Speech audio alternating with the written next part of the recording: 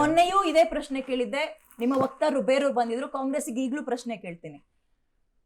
PNS ವಿಸ್ತಾರ ಅಂತಲ್ಲ, ಕರ್ನಾಟಕದ ಎಲ್ಲಾ ಮಾಧ್ಯಮಗಳು ಒಗ್ಗಟ್ಟಾಗಿ ಬರ್ತೀವಿ, ನಿಮ್ಮ ಕಾಂಗ್ರೆಸ್ನವ್ರು ಬನ್ನಿ, 80% ರೈತರು ಒಪ್ಪಿದ್ದಾರೆ ಅಂದ್ರೆ ಸರೆಂಡರ್ ಆಗ್ಬಿಡ್ತೀವಿ. ರೈತರು ಬಿ ರೆಡಿ ಟು ಸರೆಂಡರ್. 80% ಜನ ಒಪ್ಕೊಳ್ತೀರಾ?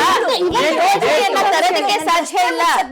ನೀವು ಮಾನ್ಯ ಮಾಜಿ ಮುಖ್ಯಮಂತ್ರಿಗಳಾದಂತ ಸಿದ್ದರಾಮಯ್ಯನವರು ಕೇವಲ 6 ತಿಂಗಳ ಹಿಂದೆ, ನಾನು ಅವ್ರಿಗೆ ಉತ್ತರ ಕೊಡ್ತಾ ಇದ್ದೀನಿ, 6 ತಿಂಗಳ ಹಿಂದೆ ಒಂದು ಯೋಜನೆಯನ್ನ ಕೈ ಬಿಟ್ರು ದೇವನಹಳ್ಳಿ ಭಾಗದಲ್ಲಿ.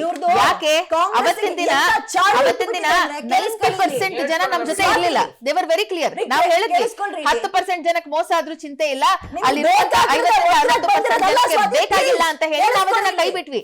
ಇವತ್ತಿನ ದಿನ ನಾವು ಇದನ್ನ ಮಾಡ್ತಾ ಇದೀವಿ ಅಂತಂದ್ರೆ ನಮ್ಮ ಹತ್ರ ಇದೆ, ನಮ್ಮ ಹತ್ರ ಮಾಹಿತಿ ಇದೆ, ನಮ್ ಜೊತೆ ಜನ ಇದಾರೆ, ಎಕ್ಸೆಪ್ಷನ್ಸ್ ಇದೆ. ಆಡಿಯೋ ಮ್ಯೂಟ್ ಮಾಡಿ, ಆಡಿಯೋ ಮ್ಯೂಟ್ ಮಾಡಿ ಪ್ಲೀಸ್. Go head. ನೀವು ಕೇಳಿಸ್ಕೊಳ್ರಿ, ಇಲ್ಲಿ ಪ್ರಶ್ನೆ ಸಿಂಪಲ್. ಯಾವ್ದ್ರಿ ಉತ್ತರ? ಇಲ್ಲಿ ಕೇಳಿದ್ರೆ ಗುಜರಾತಿಂದ ಉತ್ತರ ಕೊಡ್ತಿರಲ್ರಿ, ಇಲ್ಲಿ ಕೇಳಿದ್ರೆ ಗುಜರಾತಿಂದ ಯಾಕೆ ಉತ್ತರ ಕೊಡ್ತೀರಿ? ನೀವು ಪ್ರಶ್ನೆ ಕೇಳಿದ್ಮೇಲೆ ಉತ್ತರ ತಗೋಬೇಕು. ಇಲ್ಲ ಅಂತಂದ್ರೆ ನಿಮ್ ಮೈಂಡ್ ಅಲ್ಲಿ ಏನಿದೆ ಅಂತ ಹೇಳ್ಬಿಡಿ, ನಾನು ಅದನ್ನ ಉರು ಹೊಡ್ಕೊಂಡು ಬರ್ಕೊಂಡು ಇಲ್ಲಿ ಬಂದು ಏನೋ ಕಂಠಪಾಠ ಮಾಡಿ ಕ್ಯಾಮೆರಾ ಮುಂದೆ ಮಾಡ್ರಿ ಅಂತ ಕಾಂಗ್ರೆಸ್ ಕೇಳ್ತಾ ಇಲ್ಲ. ನೀವೊಂದ್ ಕೆಲಸ ಮಾಡಿ, ಕೊಟ್ಬಿಡಿ ನನಗೆ, ನಾನು ಈ ತರ ಉತ್ತರ ಕೊಡ್ಬೇಕು ಅಂತ, ನಾನು ನಿಮಗೆ ಉತ್ತರ ಕೊಡ್ತೀನಿ. ಇದೇನ್ರಿ ಇದು? What is this Vidya? Come on. 80% ಜನ ರೈತರು ಒಪ್ಕೊಂಡಿದ್ದಾರೆ ಅಂದ್ರೆ ಈ ಹೋರಾಟ ಯಾಕ್ರಿ ಇಲ್ಲಿ ತನಕ ಬರ್ತಾ ಇತ್ತು, ಇಷ್ಟು ಸುದೀರ್ಘವಾಗಿ ಬರ್ತಾ ಇತ್ತು? 80% ಜನ ರೈತರು ಒಪ್ಕೊಂಡ ನಂತರದಲ್ಲಿ ಹೋರಾಟ 20% ಜನ ಹೋರಾಟ ಮಾಡ್ತಾ ಇದ್ದಾರೆ. ನನಗೆ ಗೊತ್ತಿದೆ, ಅದು ನಮ್ಮ ಸರ್ಕಾರಕ್ಕೂ ಗೊತ್ತಿದೆ. ಅದು ಯಾಕ್ರಿ ಹಿಂಗಾಡ್ತಾ ಇದ್ದೀರಿ? 20% ಜನನ್ನ ನಾವು ಕಡೆಗಣಿಸ್ತಾ ಇಲ್ಲ. ನಾನು ಅದನ್ನೇ ಹೇಳ್ತಾ ಇದ್ದೀನಿ. ಕೇಳಿಸ್ಕೊಳ್ಳಿ, 20% ಎಲ್ಲ ಉಲ್ಟಾ ಹೇಳ್ಬೇಡ್ರಿ. 80% ರೈತರು ಒಪ್ಪಿಲ್ಲ ಅನ್ನೋದು ಉತ್ತರ ಸಿಗ್ತಾ ಇರೋದು. ನಂಬರ್ 1 ಕೇಳಿಸ್ಕೊಳ್ಳಿ. ಇಲ್ಲಿ ಹೌದು ಅನ್ನೋದಾದ್ರೆ, ನಿಮ್ಮ ಹತ್ರ ಏನೋ ಡಾಕ್ಯುಮೆಂಟ್ ಇದೆ, ಎಲ್ಲರೂ ಬಂದಿದ್ದಾರೆ ಅನ್ನೋದಾದ್ರೆ ಪ್ರೆಸ್ ನೋಟ್ ಕರೀರಿ, ಮಾಧ್ಯಮದವರಿಗೆ ರಿಲೀಸ್ ಮಾಡಿ. ಅದ್ಬಿಟ್ಟು DK ಶಿವಕುಮಾರ್ ಬೆಲ್ ಮಾಡಿದ್ರು, ಅವ್ರ ಮನೆ ಬೆಲ್ ಮಾಡಿದ್ರು, ಸುರೇಶ್ ಅವ್ರ ಮನೆ ಬೆಲ್ ಮಾಡಿದ್ರು, ಸಿದ್ದರಾಮಯ್ಯ ಮನೆ ಬೆಲ್ ಮಾಡಿದ್ರು ಅಂತಲ್ಲ.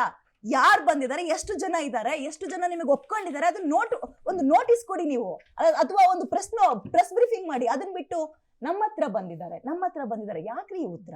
ಹೌದು ತಾನೆ? ಕರೆಕ್ಟಾ? ಅದನ್ನೇ ಕೇಳ್ತಾರೆ. ಹೌದು, ಅದನ್ನೇ ಮುಂದುವರಿಸಿ. ನಾನು ಉತ್ತರ ಕೊಡ್ಲಾ?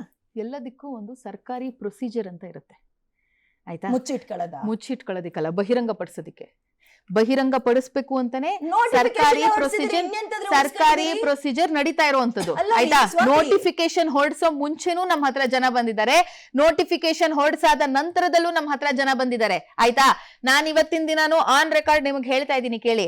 ಅಲ್ಲಿ ಏನಾದ್ರು ಇಲ್ಲ, ನಮಗೆ 5% ರೈತರು ನಮಗೆ ಬೇಡ ಅಂತಂದ್ರೆ ನಾವಿದನ್ನ ನಿಲ್ಸೋದಿಕ್ಕೆ ತಯಾರಾಗಿದ್ವಿ. ಆದ್ರೆ ಹಂತವಾಗಿ ಸ್ಟೇಜ್ ಬೈ ಸ್ಟೇಜ್ ಯಾವಾಗ ಬಿಡದಿ ಟೌನ್ಶಿಪ್ ಮುಂದುವರಿತಾ ಹೋಗ್ತಾ ಇದೆ, ರೈತರು ನಮ್ ಜೊತೆ ನಿಂತ್ಕೋತಾ ಇದ್ದಾರೆ. ಇಲ್ಲ, ನಿಮ್ಮ ಯೋಜನೆ ಕರೆಕ್ಟ್ ಆಗಿದೆ, ನೀವು ಮಾಡ್ತಾ ಇರೋದು ಕರೆಕ್ಟ್ ಆಗಿದೆ, ಇದಕ್ಕೆ ಆಲ್ಟರ್ನೇಟಿವ್ ಅಂದ್ರೆ ಏನು ಬ್ಯಾರನ್ ಲ್ಯಾಂಡ್ ಗಳಿದೆ ಅದನ್ನ ಬಳಸ್ಕೊಂಡು ರೈತರ ಭೂಮಿಯನ್ನ ಉಳಿಸ್ಕೊಂಡು ಇದಕ್ಕೆ ಏನಾದ್ರೂ ಆಲ್ಟರ್ನೇಟ್ ಹುಡುಕಬಹುದಾ ಅಂತಾನೆ ಜನ ನಮ್ಮ ಹತ್ರ ಬರ್ತಾ ಇರೋವಂಥದ್ದು.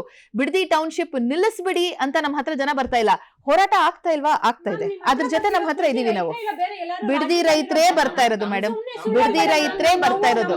ನಾವು ಸುಳ್ಳು ಹೇಳೋ ಅವಶ್ಯಕತೆ ಏನಿದೆ? ಸರ್ಕಾರವಾಗಿ ಸುಳ್ಳು ಹೇಳೋ ಅವಶ್ಯಕತೆ ಏನಿದೆ ಹೇಳಿ? ನಾನು 7 ಗಂಟೆಗೆ ಎದ್ದು ಹೊಲದಲ್ಲಿ ಔಷಧಿ ಹೊಡೆದು ಇಲ್ಲಿ ಬಂದಿರೋದು ಏನಕ್ಕೆ ಅಂದ್ರೆ ನಾನು ಮಾತಾಡೋದಕ್ಕೋಸ್ಕರ. ಒಂದು ಮೊದಲೇದು ಕಂಚಕಾನಹಳ್ಳಿ ಪಂಚಾಯತಿ ಮತ್ತೆ ಬೈರ್ಮಂಗ್ಲ ಪಂಚಾಯತಿ ರೈತರಿಗೆ ಹೇಳ್ತಾ ಇರೋದು, ಇದು ಏನು ಈ 2 ಕೋಟಿ ಅಂತ ಇದ್ದಾರೋ ಇದು ಕಟ್ತಾ ಇರೋದು ನಿಮ್ ಭೂಮಿಗಲ್ಲ, ನಿಮ್ಮ ಭೂಮಿ ತಾಯಿ ಅಂದ್ರೆ ಯಾರು? ನಮ್ಗೆ 2ನೇ ತಾಯಿ ಅಂದ್ರೆ ಏನು? ನಿಮ್ಮ ತಾಯಿಗೆ ಬೆಲೆ ಕಟ್ತಾ ಇರೋದು ಈ 2 ಕೋಟಿ ರೂಪಾಯಿ. ನಿಮ್ ತಾಯಿ ಬೆಲೆ ಏನು? ಇದು ಎಲ್ಲರಿಗೂ ಅಲ್ಲ, ಯಾರ್ಯಾರು ನಿಮ್ಮ ಭೂಮಿನ ನಿಮ್ ತಾಯಿ ಅನ್ಕೊಂಡಿದಿರೋ ನಿಮ್ಮ ತಾಯಿ ಬೆಲೆ 2 ಕೋಟಿ ರೂಪಾಯಿ ಅಷ್ಟೇ. ಆಮೇಲೆ ಇನ್ನೊಂದು ಯಾರಪ್ಪ ಈ ಒಕ್ಕಲಿಗರು ನಾಯಕರು ಅಂತ ಹೇಳ್ತೀರಾ. ನಾನು 1,500,000 ಕೊಟ್ಟು ಒಕ್ಕಲಿಗರು ಸಂಘಕ್ಕೆ ಮೆಂಬರ್ ಆಗಿದ್ದೀನಿ. ಈ ಒಕ್ಕಲಿಗರು ಸಂಘ ಅಧ್ಯಕ್ಷ ಯಾವನವನು, ಉಪಾಧ್ಯಕ್ಷನವನು, ಅವನಿಗೆಲ್ಲ ಮೊದಲು ಚಪ್ಪಲಿ ತಗೋ ಹೊಡಿಬೇಕು ಅವನಿಗೆ. ಇಲ್ಲಿ ಇಷ್ಟು ಜನ 80% ಒಕ್ಕಲಿಗರುಗಳು ಹಾಳಾಗ್ತಿದ್ದಾರೆ. ಒಕ್ಕಲಿಗರು ಅಂದ್ರೆ ಏನು? ಒಕ್ಕಲುತನ ಮಾಡೋರು ಅಂದ್ರೆ ಯಾರು? ವ್ಯವಸಾಯ ಮಾಡೋರು ರೈತನ ಒಕ್ಕಲಿಗ ಅಂತಾರೆ. ನೀವು ಎಲ್ಲಾರನು ಒಕ್ಕಲಿಗ ಬೇರೆ, ಅವ್ರು ಬೇರೆ, ಇವ್ರು ಬೇರೆ ಅಂತ ಅನ್ಬೇಡ್ರಿ. ಯಾರ್ಯಾರು ವ್ಯವಸಾಯ ಮಾಡ್ತಾರೋ ಅವರೆಲ್ಲ ಒಕ್ಕಲಿಗರ ಸಂಘ. ಆಮೇಲೆ ನಾವು ಮಾತಾಡ್ತಿದ್ದೀವಿ. ಆಮೇಲೆ ಇನ್ನೊಂದು, ಇದೇ 2023 ಬೈಕ್ ರ್ಯಾಲಿ ಮಾಡಿದ್ರು ಕಾಂಗ್ರೆಸ್ ಕಡೆಯಿಂದ. ನಾನು ಅಲ್ಲೇ ಇದ್ದೆ. ಬೈಕ್ ರ್ಯಾಲಿ ಮುಗಿಸ್ಕೊಂಡು ಬೈರ್ಮಂಗ್ಲ ಆಟದ ಮೈದಾನಕ್ಕೆ ಬಂದ್ವಿ. ಅಲ್ಲಿ DK ಶಿವಕುಮಾರ್, ಬಾಲಕೃಷ್ಣ ಅವರು ಇದ್ರು. ಅವ್ರೇನಂದ್ರು ನಮ್ಗೆ, ಈ ಸಲ ನಮ್ಮನ್ನ ಗೆಲ್ಸಿ, ನಾವು ಗೆಲ್ಸಿದ ಮೇಲೆ ನಾವು ನಿಮ್ಮ ಹತ್ರ ಬರ್ತೀವಿ, ಈ ರೆಡ್ ಝೋನ್ ಏನಾದ್ರು ಒಂದ್ ಗತಿ ಮಾಡ್ತೀವಿ ಅವ್ರು ಗತಿ ಮಾಡ್ತೀವಿ ಅಂದಾಗ ನನ್ಗೆ ಅರ್ಥ ಆಗಿಲ್ಲ ಏನ್ ಗತಿ ಮಾಡ್ತಾರೆ ಅಂತ. ಅವ್ರು ಹೇಳಿದ್ರು ಬರ್ತೀವಿ ನಾವು ಗ್ರಾಮ ಪಂಚಾಯತಿಲಿ ಬಂದು ಮಾತಾಡ್ತೀವಿ, ನೀವು ಒಪ್ಪಿಗೆ, ನಾನು ಅಲ್ಲೇ ನಿಂತ್ಕೊಂಡು ನಾನೇ ಒಬ್ನೇ ಕೇಳಿದ್ದೀನಿ ಬೇಡ ಅಂತ. ಸರ್ ಯಾರೋ D K Suresh sir stage ಮೇಲೆ ನಿಂತ್ಕೊಂಡು ಏನಂದ್ರು, ಆಯ್ತು ಬಿಡಪ್ಪ ಬರ್ತೀನಿ ನಿಮ್ಮೂರ್ಗೆ ಮಾತಾಡೋಣ ಅವಾಗ ಅಂತಂದ್ರು. ಸರಿ ಗೆದ್ರು.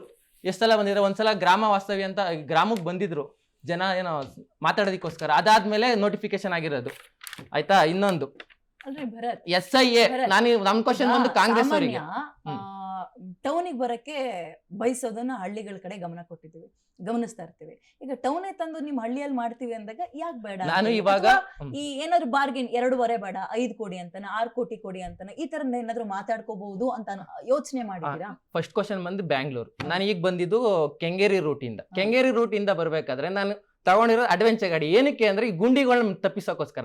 ನೀವ್ ಈಗ್ಲೇ ಹೋದ್ರು ಮಾರ್ಕೆಟ್ ಫ್ಲೈಓವರ್ ಮೇಲೆ ಸ್ಟಾರ್ಟಿಂಗ್ ಈ ಕಡೆಯಿಂದ ಹೋಗ್ತಾ ಇದು ಕೆಂಗೇರಿಗೆ ಹೋಗ್ತಾ ರೂಟಲ್ಲಿ ನೀವೇನಾದ್ರು ರೈಟ್ ಸೈಡ್ ರೋಡ್ ಅಂದ್ರೆ ಆ ಕಡೆಯಿಂದ ಬರ್ತಾ ಲೆಫ್ಟ್ ಸೈಡ್ ರೋಡ್ 2 ಗುಂಡಿ ಬಿದ್ದಿದೆ. ಆ ಗುಂಡಿಗೆ ನನ್ ಗಾಡಿ ಹತ್ರ ದಾಟುತ್ತೆ.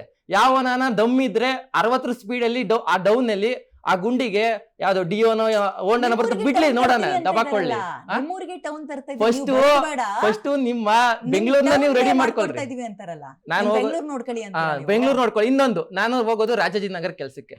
ರಾಜಾಜಿ ಮೆಟ್ರೋ ಸ್ಟೇಷನ್ ಇಂದ ಹಿಡಿದು ಒರಿಯನ್ ಮಾಲ್ ವರ್ಗು ನೀವು ನಡ್ಕೊಂಡು ಹೋಗ್ಬೇಕಾದ್ರೆ ಎಲ್ಲಾದ್ರೂ ಒಂದು, ಯಾಕಂದ್ರೆ ನಾನು ಬೇರೆ ಗೊತ್ತಿಲ್ಲ, ನಾನು ಹೋಗೋದು ಅಲ್ಲೇ ರೂಟಲ್ಲಿ, ಒಂದು ಡಸ್ಟ್ ಬಿನ್ ತೋರ್ಸ್ರಿ.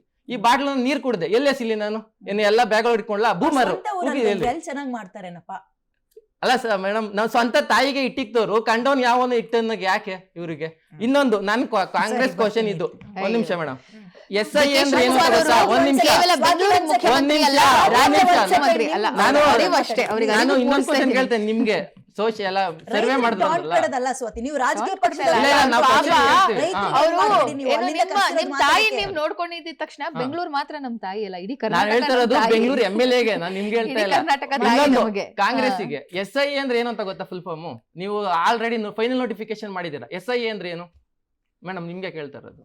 ಹೇಳಿ ನೀವ್ ಹೇಳಿ ಮೇಡಮ್, ಗೊತ್ತಾ SIA ಅಂದ್ರೆ? ಸೋಷಿಯಲ್ ಇಂಪ್ಯಾಕ್ಟ್ ಸರ್ವೆ ಮಾಡಿದೀರಾ? ಸೋಷಿಯಲ್ ಇಂಪ್ಯಾಕ್ಟ್ ಸರ್ವೆ ಮಾಡಿದಿರಾ? ತಿಳಿಸ್ಕೊಳ್ಳಿ. ಸೋಷಿಯಲ್ ಇಂಪ್ಯಾಕ್ಟ್ ಸರ್ವೆ ಮಾಡಿದಿರಾ? ಅದನ್ನ JDS ವಕ್ತಾರನ್ನು ಕೇಳ್ಬಿಡಿ. ಇವತ್ ನಾನು ಹೇಳ್ತಾ ಇಲ್ಲ, ಅವ್ರು ಶುರು ಮಾಡಿದಾಗಿಂದ JDS, ಕಾಂಗ್ರೆಸ್, ಬಿಜೆಪಿ ಮೂರು ಜನನು ಯಾವ ತರ ಅಂದ್ರೆ ಎಲ್ಲ ಒಂದೇ ತಾಯಿಯ ಮಕ್ಕಳುಗಳು ಅಷ್ಟೇ. ಸೋಷಿಯಲ್ ಇಂಪ್ಯಾಕ್ಟ್ ಸರ್ವೆ ಆಯ್ತಾ? ನಿಮಗೆ ಎಕನಾಮಿಕಲ್ ಝೋನ್ ಸರ್ವೆ ಅಂಡ್ ಇನ್ನ 3-4 ಸರ್ವೆಗಳು ಬರುತ್ತೆ. ನೀವೊಂದು ಟೌನ್ಶಿಪ್ ಮಾಡ್ಬೇಕು ಅಂತಂದ್ರೆ ಇಲ್ಲ, ಅದು ಕೇಂದ್ರ ಸರ್ಕಾರದಿಂದ ಇರುವಂತ ಮಾನದಂಡ ನಾನು ನಿಮಗೆ ಹೇಳ್ತಾ ಇರುವಂತದ್ದು ಆಯ್ತಾ. ಸೊ ಅರ್ಬನ್ ಡೆವಲಪ್ಮೆಂಟ್ ಮಿನಿಸ್ಟ್ರಿಯಿಂದ ಕೊಡುವಂತದ್ದು. ಈ ಎಲ್ಲಾ ಸರ್ವೆಗಳನ್ನ ಮಾಡಿದಿರಾ? ಒಂದು ಟೌನ್ಶಿಪ್ಗೆ ಪ್ಲಾನಿಂಗು ಕೂಡ ನಡೆಸೋದಕ್ಕೆ ಸಾಧ್ಯ ಇಲ್ಲ. ಫರ್ಗೆಟ್ ಅಬೌಟ್ ಅಕ್ವಿಸಿಷನ್ ತನಕ ಬರೋದನ್ನ ಬಿಟ್ಬಿಡಿ. ಒಂದು ಟೌನ್ಶಿಪ್ ಇಲ್ಲಿ ಬರಬಹುದು, ಈ ಜಾಗದಲ್ಲಿ ವಿದ್ಯಾ ಅವ್ರು ಕೂತಿರೋ ಜಾಗದಲ್ಲಿ ಆ ಜಾಗ ನಾವು ಅಕ್ವೈರ್ ಮಾಡಬಹುದು, ಇಲ್ಲ ಆಕೆ ಕೂತಿರುವಂತ ಜಾಗದಲ್ಲಿ ಆ ಜಾಗ ನಾವು ತಗೋಬಹುದು ಅಂತಂದ್ರೆ ಈ ಬೇಸಿಕ್ ಸರ್ವೆಗಳನ್ನ ನಡೆಸ್ದಿರಾ ನಾವಲ್ಲ, ಯಾವುದೇ ಸರ್ಕಾರ ಬರೋದಕ್ಕೆ ಸಾಧ್ಯ ಇಲ್ಲ. ಮುಂದೆ ಹೋಗಿರುವಂತದ್ದು SIA ಮಾಡ್ಬೇಕಾದ್ರೆ ಗ್ರೌಂಡಿಗೆ ಬರ್ಬೇಕಾ ಬರ್ಬಾರ್ದ? ಇವ್ರು ಮತ್ತೆ ಲ್ಯಾಬ್ ಕೂತ್ಕೊಂಡು ಮಾಡಿದ್ದಾರೆ. ಗೊತ್ತಿಲ್ಲ ಮೇಡಮ್, ನಮ್ಗೆ ಗೊತ್ತಿಲ್ಲ ಅದ್ರ ಬಗ್ಗೆ. ನಾನು ಹೊಸೂರು, ನನ್ಗೆ ಇಲ್ಲಿವರೆಗೂ ಆ DC ನಾನು ಡೈರೆಕ್ಟ್ ಆಗಿ ನೋಡಿಲ್ಲ, ಫೋಟೋದಲ್ಲಿ ನೋಡಿದೀನಿ ಅಷ್ಟೇ. ಈ SIA ಮಾಡ್ಬೇಕಾದ್ರೆ ಗ್ರೌಂಡಿಗೆ ಬರ್ಬೇಕು. ಯಾವಾಗ ಇರಿ ಸರ್? ಇಲ್ಲ ಬೇಡ ಸರ್, ನಮ್ಗೆ ಯಾರು ₹1 ಲಂಚ ಮುಟ್ಬಾರ್ದು ಅಂತ ಹಂಗಾಯ್ತು ಅಷ್ಟೇ ಅವ್ರ ಸರ್ವೆ. ಓಕೆ, ಒಂದು ಬ್ರೇಕ್ ತಗೊಳ್ಳೋ ಟೈಮ್ ಆಗಿದೆ, ಬರ್ತೀನಿ. ಬ್ರೇಕ್ ಆದ್ಮೇಲೆ ನಿಮ್ಗೆ ಟೈಮ್ ಕೊಡ್ತೀನಿ. ಟೇಕ್ ಅ ಬ್ರೇಕ್ ಆದ್ಮೇಲೆ ಚರ್ಚೆ ಮುಂದುವರ್ಸೋಣ.